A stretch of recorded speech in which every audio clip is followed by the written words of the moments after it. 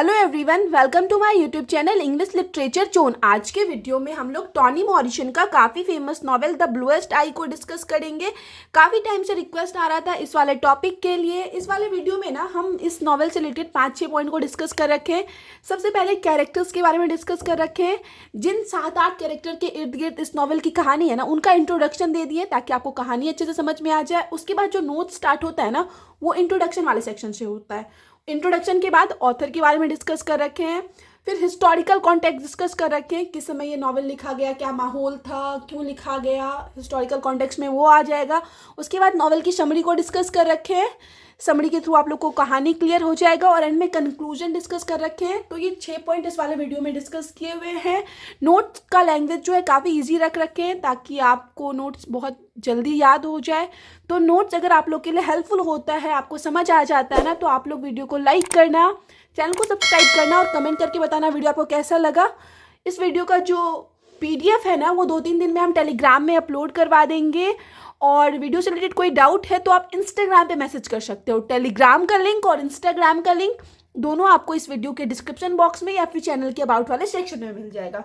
तो शुरू करते हैं। सबसे पहले हम लोग कैरेक्टर स्केच देख लेते हैं, कैरेक्टर्स का इंट्रोडक्शन देख लेते हैं। तो सबसे पहले जो इंपॉर्टेंट कैरेक्टर है वो है Pecola Breedlove, the protagonist of the novel. इस नॉवेल की प्रोटैगनिस्ट मेन हीरोइन रहती है। And 11 years old black girl, 11 साल की एक ब्लैक इट मीन्स और श्वेत रंग की लड़की है, इट मीन्स काली हम लोग बोल सकते हैं। Who believes that she is ugly, जो ये मानती है कि वो बदसूरत है, क्योंकि उसका रंग काला है ना, तो उसको लगता है कि वो बदसूरत है, अगली दिखती है।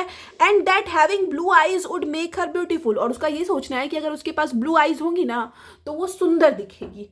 तो ये फर्स्ट प्रोटैगनिस्ट का इंट्रोडक्शन हो गया। उसके बाद सेकेंड कैरेक्टर है Claudia MacTeer, the narrator of parts of novel. Novel की कुछ पार्ट्स की ये नरेटर भी है। An independent and strong minded 9 years old girl, सिर्फ 9 साल की है और काफ़ी ज़्यादा इंडिपेंडेंट और स्ट्रॉन्ग माइंड का दिखाया गया है नॉवेल में इसको। उसके बाद है फ्रीडा मैक्टियर, क्लाउडियाज ओल्डर सिस्टर, क्लाउडिया की बड़ी बहन है ये फ्रीडा मैक्टियर, अबाउट 10 ईयर्स ओल्ड, ये लगभग 10 साल की है। फ्रीडा एंड क्लाउडिया ये दोनों जो हैं share a childhood friendship with Pecola Breedlove, ये दोनों जो है बचपन से ही फ्रेंड है पैकोला ब्रिडलव की। तो ये 3 इंपॉर्टेंट कैरेक्टर है मेनली इस नॉवेल में। एक 11 साल की लड़की है पैकोला, उसके बाद एक 9 साल की लड़की है क्लाउडिया, उसके बाद एक 10 साल की लड़की है फ्रीडा। उसके बाद नेक्स्ट इंपॉर्टेंट कैरेक्टर है Mrs MacTeer, Claudia and Frieda's mother, क्लाउडिया और फ्रीडा की मदर रहती है। उसके बाद Pauline Breedlove, she is a diligent housekeeper for a wealthy white family, एक धनवान वाइट फैमिली, इट मीन्स गोरे लोग जो होते हैं उनके घर में एक डेलिजेंट हाउसकीपर रहती है। डेलिजेंट इट मीन्स परिश्रमी, हाउसकीपर जो घर की देखभाल करे वो रहती है। And the primary bread winner for the Breedlove family, और ब्रिडलव फैमिली इट मीन्स अपनी फैमिली की प्राइमरी ब्रिड विनर रहती है, मतलब इकलौती कमाने वाली रहती है। She has 2 children by Charlie Breedlove, इसको 2 बच्चे रहते हैं चार्ली ब्रिडलव के द्वारा। चार्ली ब्रिडलव जो है इसका हस्बैंड है, शैमी एंड पैकोला इसके बच्चों का नाम है। पैकोला जो नॉवेल की प्रोटैगनिस्ट है। उसके बाद Charlie Breedlove father of Pecola and Sammy, Pecola और सैमी के पिता हैं। He was raised by his great aunt, इसको जो बड़ा किया गया ना चार्ली ब्रिडलव को, उसको अपने ग्रेट आंट के द्वारा बड़ा किया गया, कॉल्ड आंट जिमी, उनका नाम आंट जिमी था। एज एन एडल्ट, एक युवा के रूप में, वयस्क के रूप में, चार्ली इज फ्रीक्वेंटली ड्रंक, ये हमेशा ना मतलब ड्रंक रहते थे, अक्सर नशे में रहते थे। And he is abusive to his wife and children, और अपने बच्चों और वाइफ को लेके अब्यूजिव रहते थे, मतलब घर में लड़ाई झगड़ा करना, गाली वाली देना, ये सब करते थे। इस तरीके से इनको रिप्रेजेंट किया गया है नॉवेल में। उसके बाद है Sammy Breedlove, Sammy is the son of Pauline and Charlie Breedlove, Pauline और चार्ली ब्रिडलव का बेटा रहता है Sammy. And the brother of Pecola, Pecola जो नॉवेल की प्रोटैगनिस्ट है उसका भाई रहता है। उसके बाद Marie, China and Poland, 3 prostitute, मतलब 3 प्रोस्टिट्यूट है, इट मीन्स 3 वैश्या है। Who live in apartment above the Breedloves, तो ब्रिडलव जो है उन्हीं के अपार्टमेंट के ऊपर रहते हैं ये तीनों वैश्याएं। उसके बाद नेक्स्ट इंपॉर्टेंट कैरेक्टर है Mr Henry, a boarder at MacTeer house, तो मैक्टियर जो हैं उनके घर में एक बॉर्डर रहता है। बॉर्डर इट मीन्स हम लोग बोल सकते हैं एक तरह से रेंटर बोल सकते हैं। मिस्टर हेनरी जो है रेंटर है मैक्टियर हाउस में। He is beaten by Mr MacTeer, इसको पीटा जाता है मिस्टर मैक्टियर के द्वारा। After he touches Frieda's breast, जब वो टच करता है फ्रीडा के ब्रेस्ट को।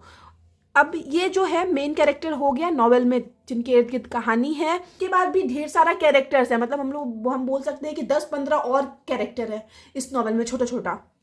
उसमें से 5-6 को हम यहाँ मेंशन कर रखे हैं।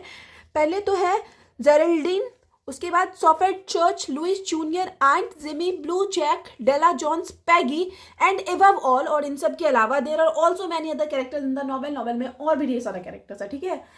उसके बाद एक और इम्पोर्टेंट कैरेक्टर जो रह गया था वो है शेरली टेम्पल, ठीक है। शेरली टेम्पल नाम की एक कैरेक्टर है, नॉवेल में प्रेजेंट नहीं है बट इसके बारे में नॉवेल में बात की गई है। एक चाइल्ड स्टार है, एक बच्ची स्टार होती है ना, जो मतलब कोई एड्स में कोई मूवी में काम करे, तो एक चाइल्ड स्टार है who was famous for her innocent charm, जो कि फेमस है अपने इनोसेंट चार्म के लिए, मतलब बहुत प्यारी सी दिखती है, गोरी गोरी सी है, पिंक फेस है, गोल्डन हेयर है। तो एक चाइल्ड एक्ट्रेस के रूप में प्रेजेंट किया गया है शेरली टेम्पल को नॉवेल में, ठीक है। तो ये कैरेक्टर्स का इंट्रोडक्शन हो गया।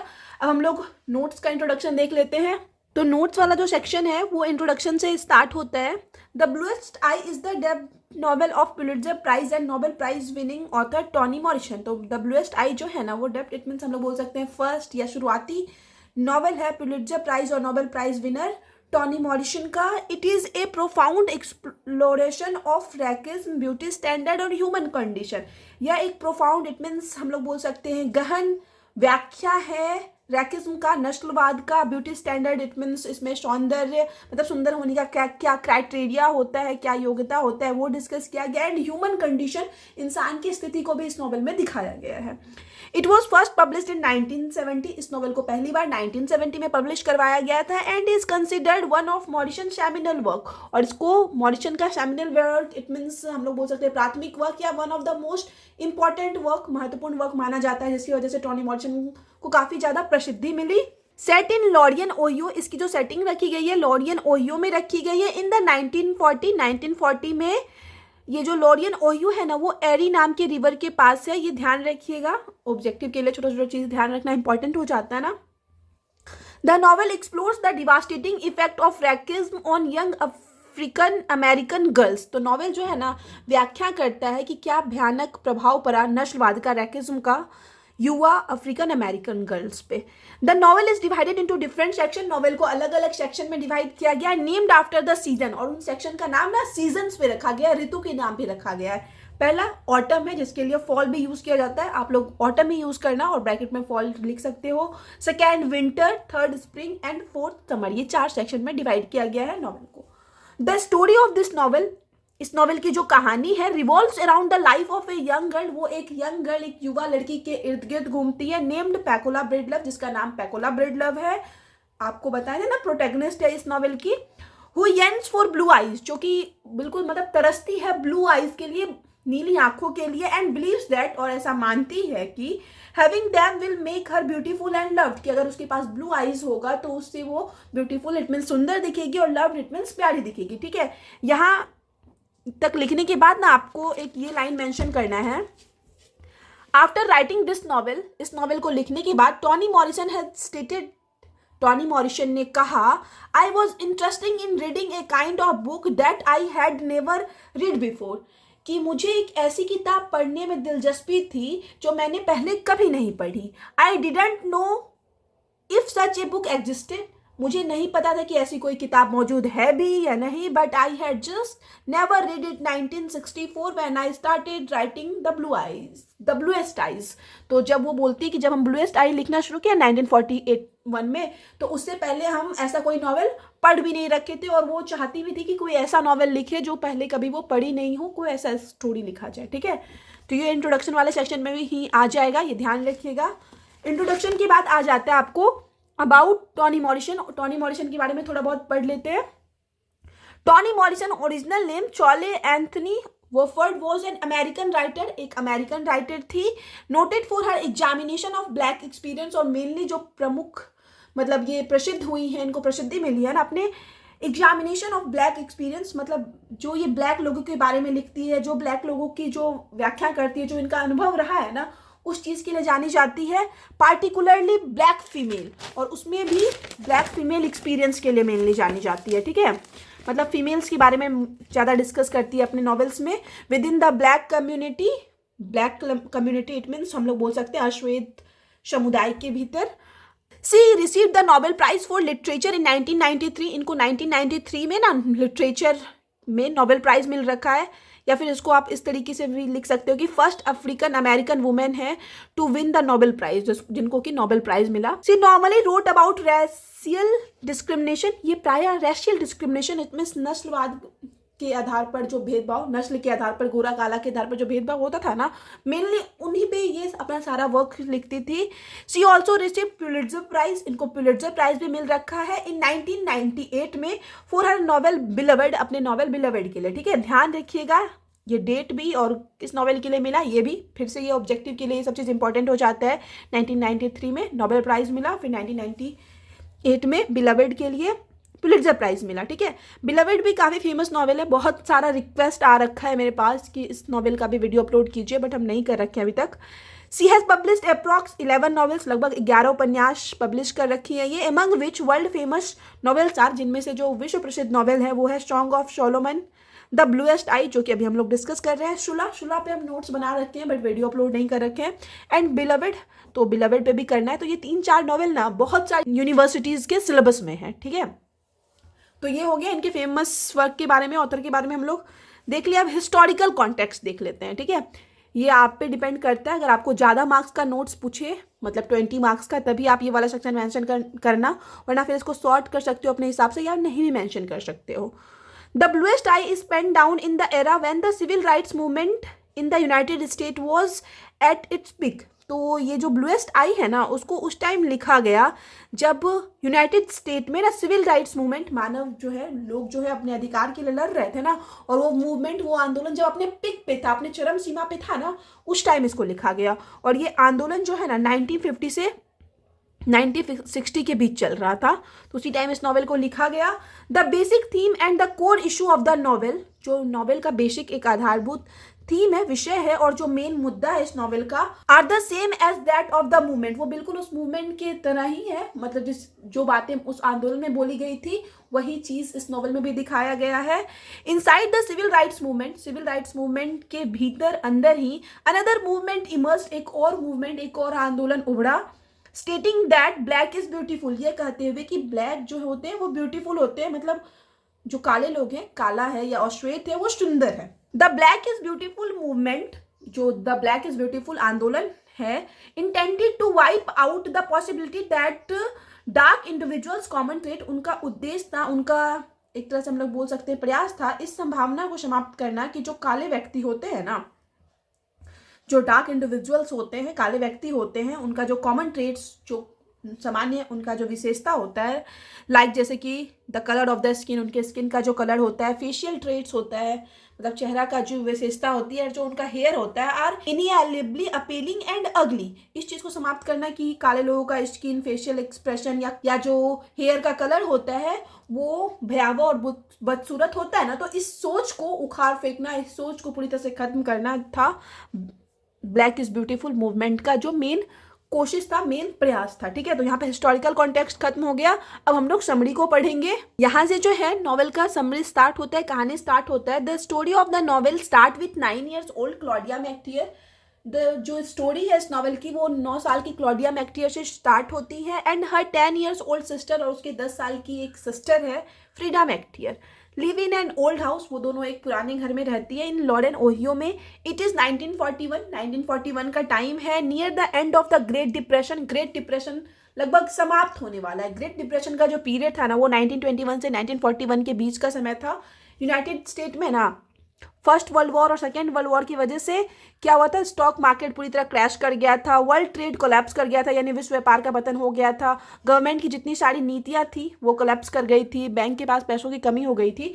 तो उसी समय जो सिचुएशन था यूनाइटेड स्टेट का, उसी को ग्रेट डिप्रेशन का टाइम कहा गया है। तो लगभग खत्म होने वाला था great depression, and their family struggle to make ends meet, और उनकी फैमिली जो है मैकटियर फैमिली काफ़ी ज़्यादा स्ट्रगल करती है, संघर्ष करती है अपना घर चलाने के लिए।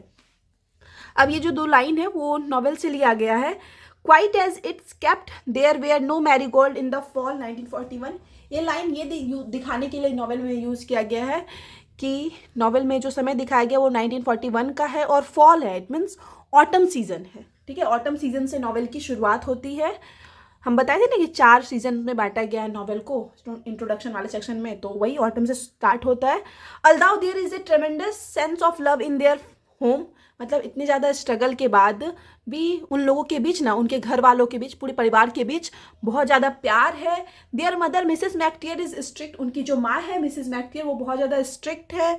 एंड पनिशेस देम ऑफ, और प्राय उन दोनों को, फ्रीडा और क्लॉडिया को पनिशेस मतलब दंड देती है, बट आउट ऑफ एक sense of concern and love for her children. लेकिन जो दंड देती है ना वो उनके कंसर्न की वजह से, चिंता की वजह से देती है और प्यार की वजह से देती है। अपने बच्चों के लिए जो प्यार होता है ना कि बच्चा कोई गलती करे तो मतलब कुछ आगे जाके सीखे, कुछ आगे गलत ना करे, तो वो प्राय अपने बच्चों को दंड देती रहती है, थोड़ी स्ट्रिक्ट रहती है। Their father works hard to keep the family afloat, उनके पिता भी जो है काफ़ी ज़्यादा मेहनत करते हैं अपने घर को चलाने के लिए, वो ग्रेट डिप्रेशन के टाइम में।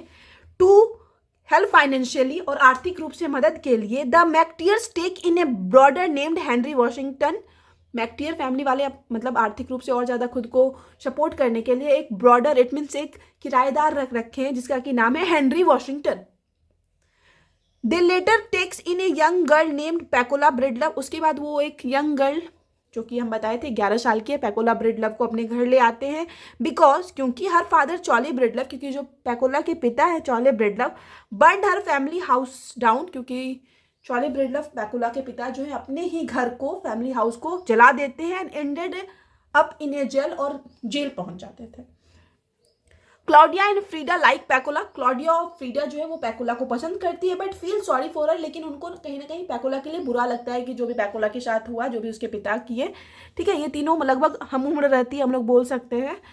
पैकोला and Frieda love Shirley Temple, Pecola और फ्रीडा जो है ना वो शर्ली टेम्पल को बहुत ज़्यादा पसंद करती है। अब शर्ली टेम्पल हम बताए थे ना, एक चाइल्ड एक्ट्रेस है जो सुंदर है, प्यारी दिखती है, बिकॉज ऑफ हर ब्यूटी, और ये दोनों शर्ली टेम्पल को पसंद करते हैं उसकी सुंदरता की वजह से। But Claudia hate Shirley temple, लेकिन जो क्लॉडिया है ना वो नफरत करती है शर्ली टेम्पल से, मतलब नहीं पसंद करती है। She also hates the similarly blonde and blue eyed baby dolls, वो साथ ही साथ घृणा करती है ब्लॉन्ड इट मीन सुनहरे बाल वाली नीली आंखों वाली गुड़िया से भी, that she suppose to adore, मतलब जिस माना जाता है जिसको उसको पसंद करना चाहिए। डॉल एक प्यारी सी डॉल जो होती है जो सुंदर दिखे तो उसको तो बच्चा को पसंद करना चाहिए, लेकिन जो क्लाउडिया है नफरत करती है ऐसी गुड़िया से जिसको सुंदर दिखाया गया हो, स्पेशली चिक्स को पिंक रखा गया हो, आंखों को नीला दिखाया गया हो। The only thing Claudia likes to do is destroy the dolls, और एक ही चीज़ जो क्लाउडिया को करना पसंद था कि वो उस डॉल को डिस्ट्रॉय करना था, बर्बाद करना था, मतलब तोड़ देती थी उसको जब ऐसा कोई डॉल मिलता था तो। ठीक है, यहाँ पे जो लाइन है वो नॉवेल से ही लिया गया, इसको एज ए कोटेशन यूज किए हुए हैं। Adults, other girls, shop, magazine, newspaper, window sign, all the world had agreed that a, मतलब यहाँ पे क्या कहा जाता है कि एडल्ट जितने भी वयस्क हैं, जितनी भी दूसरी लड़कियां हैं, शॉप इट मीन्स दुकानें हैं, मैगजीन है, न्यूज़पेपर है, विंडो साइन, विंडो साइन का मतलब होता है जितनी भी विज्ञापन करने वाली जो कंपनियां हैं, जो भी अब मतलब एक मॉडल का यूज करती है।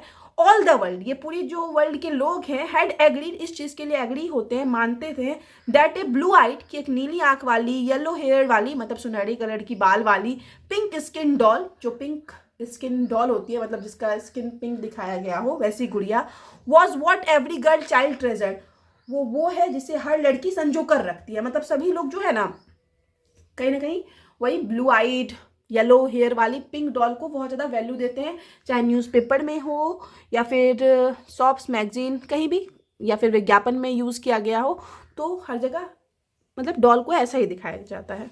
इवेंचुअली इट मीन्स अंततः Pecola moves back into the apartment, अब पैकोला फिर से अपने घर वापस आई, वेयर हर फैमिली लिव्स, जहाँ पे उसकी फैमिली रहती है, and her life continues to be hard, और उसका जो मतलब लाइफ है, जीवन है, वो अभी भी मुश्किल है। Her father is an abusive alcoholic, उसके पिता अब्यूजिव है, गाली वाली देते हैं और एल्कोहलिक ड्रिंक भी करते हैं। एंड हर मदर इज नेग्लेक्टफुल, उसकी माँ जो है ना नेग्लेक्टफुल फील करती है, इट मीन्स एक तरह से हम लोग बोल सकते हैं बहुत ज़्यादा जिसको अटेंशन ना दिया गया हो तो नेग्लेक्टफुल फील करती है। एंड सेल्फ राइचियस रहती है, सेल्फ राइचियस इट मीन्स हम लोग बोलते हैं बहुत ज़्यादा हिपोक्रिटिकल टाइप, सेल्फ सेटिस्फाइड रहती है। Her parents fight on a regular basis, उसके जो माता पिता है रेगुलर बेसिस मतलब डेली लड़ते हैं। And this altercation leads to physical violence, और लड़ाई का मतलब उस झगड़ा का अंत ये होता है कि फिजिकल वायलेंस शुरू हो जाता है, शारीरिक हिंसा शुरू हो जाता है, दोनों माता पिता लड़ते लड़ते एक दूसरे को मारने पीटने लगते हैं। पैकोलास ब्रदर, पैकोला का जो भाई है Samuel, copes with the violence by running away, इस वायलेंस से बचने के लिए क्या करता है, घर से भाग जाता है। But Pecola being a young girl, लेकिन क्योंकि पैकोला एक मतलब लड़की है, ब्लैक गर्ल है, काली भी है, इज अनेबल टू स्केप, वो भाग नहीं सकती है। सी बिलीव्स, वह मानती है, she is fated to live her sad life, कि उसका भाग्य में ही ये लिखा हुआ है कि वो ऐसी ही जीवन जिए। बिकॉज सी इज अगली, क्योंकि वह बदसूरत है। सी इज नॉट वाइट, वह वाइट नहीं है, इट मीन्स गोरी नहीं है। And because she lacks blue eyes, क्योंकि उसके पास ब्लू आइज नहीं है, इसलिए वो उसको लगता है कि मेरा नसीब में यही लिखा हुआ है, मेरी जिंदगी ही ऐसे कटनी है। हर फ्रेंड एंड अदर बॉयज, और उसके जो दोस्त हैं और जो दूसरे लड़के हैं, make fun of her several times, उसका मजाक बनाते हैं बहुत बार।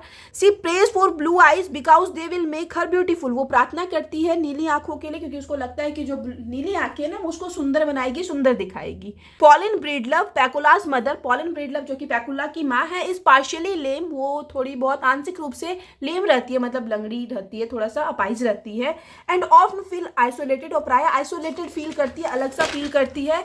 सी लव्स मूवीज, पैकोला की माँ को जो है ना बहुत ज़्यादा मूवीज पसंद होता है। But they make her believes in her ugliness, लेकिन मूवी देखने के बाद उसको अपनी बदसूरती पे यकीन होता है, मतलब खुद को बदसूरत मानती है। And that only the beautiful deserve love, और उसको यही लगता है कि सिर्फ जो सुंदर होती हैं उन वो ही लव डिजर्व करती है, क्योंकि मोस्टली मूवी में तो सुंदर सुंदर लड़कियों को दिखाया जाता है ना, तो इस वजह से मूवी देखने के बाद पैकोला की माँ के अंदर ये चीज़ आता है। सी क्लीन्स ए वाइट वुमेन्स होम, एक गोरी औरत जो है, वाइट वुमेन जो है, उसके घर को वो क्लीन करती है। And it makes her hate her on, और इससे क्या होता है वो और भी ज़्यादा खुद से नफरत करने लगती है, ये सोच के कि उसको एक वाइट औरत के यहाँ काम करना पड़ रहा है। पैकोलाज फादर, पैकोला के जो पिता है, Cholly was an abandoned child, abandoned child रहते हैं, मतलब उसको अपने माता पिता के द्वारा छोड़ दिया जाता है। Raised by an aunt who later died, और उनको जो पाला पोसा जाता है, बड़ा किया जाता है, एक आंट के द्वारा बड़ा किया जाता है जो कि बाद में मर जाती है। ड्यूरिंग चॉलीज फर्स्ट सेक्सुअल एक्सपीरियंस, चॉली के पहले सेक्सुअल एक्सपीरियंस के दौरान, मतलब जब वो फर्स्ट टाइम यौन अनुभव, इट मीन्स किसी से फिजिकल हो रहा था, 2 white men stumble upon him and the girl he has with, और 2 white men मतलब 2 गोरे लोग जो हैं टकरा जाते हैं उससे, और उस जिस लड़की के साथ वो था, 2 white men से दोनों का सामना होता है। And force him to continue the sexual act as they watch, और वो दोनों जो वाइट मैन है ना, वो मतलब दोनों को फोर्स करते हैं, दोनों पे प्रेशर बनाते हैं कि ये लोग अपना सेक्सुअल एक्ट को कंटिन्यू रखें, और ये दोनों वाइट मैन जो है वो उन लोग को देख रहे थे। दिस ह्यूमिलेटिंग इंसिडेंट, और यही जो बचपन में ह्यूमिलिएशन हुआ, ये जो मतलब गलत हुआ चॉली के साथ, leads Cholly to develop a hatred for women, की चॉली के अंदर ना वुमेन के लिए नफरत आ गई, घृणा आ गई। जबकि ये गलत कौन किया था, 2 white मैन आगे गलत किया, लेकिन इसको जो नफरत हुआ वो औरत से हो गया, इस वजह से ये अपनी वाइफ के साथ बुरा बिहेव करता है। One day during the spring of 1941, और एक दिन स्प्रिंग का टाइम था 1941 में, चॉली रिटर्न्स होम ड्रंक, चॉली जो हमेशा की तरह है अपना घर वापस आता है ड्रिंक किए हुए, एंड फाइंड्स पैकोला वॉशिंग दिस, और अपनी बेटी पैकोला को पाता है कि वो बर्तन धो रही है। ही रेप्स पैकोला, वह पैकोला का रेप कर देता है। And leaves her on the kitchen floor, और उसको किचन फ्लोर पे, किचन के फर्श पे पड़ा हुआ छोड़ देता है।